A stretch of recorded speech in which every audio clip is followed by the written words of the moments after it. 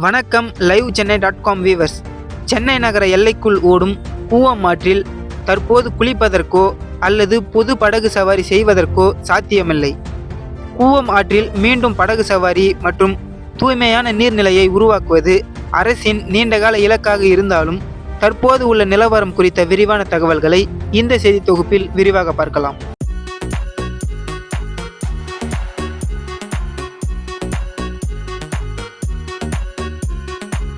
சென்னை நகருக்குள் நுழைந்த பிறகு அருகம்பாக்கம் முதல் நேப்பியர் பாலம் வரை சுத்திகரிக்கப்படாத கழிவு நீர் மற்றும் கழிவுகள் கலப்பதால் கூவம் ஆற்றின் நீர் குளிப்பதற்கோ அல்லது பயன்பாட்டிற்கோ ஏற்றதாக இல்லை. ஆழப்படுத்தப்பட்ட பகுதிகள் மற்றும் மாசடைந்த நீர் காரணமாக நகர்ப்புற கூவம் ஆற்றில் இறங்குவது அல்லது குளிப்பது மிகவும் ஆபத்தானது.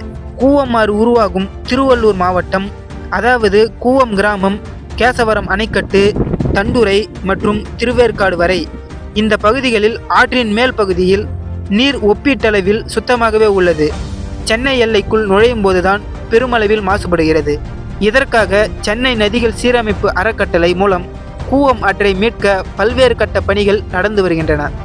ஆற்றில் நேரடியாக கழிவுநீர் கலக்கும் வழிகளை அடைத்து லேங்ஸ் கார்டன், நுங்கம்பாக்கம், சேத்பட்டு போன்ற இடங்களில் கழிவுநீர் சுத்திகரிப்பு நிலையங்கள் இயங்கி வருகின்றன.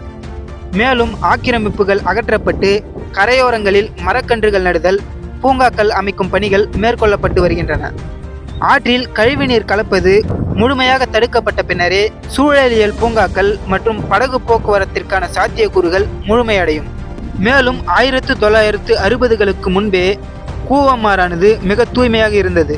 அப்போது அதில் மீன் பிடித்தல், படகு போக்குவரத்து இயல்பாகவே நடைபெற்று வந்தது என்பது குறிப்பிடத்தக்கது.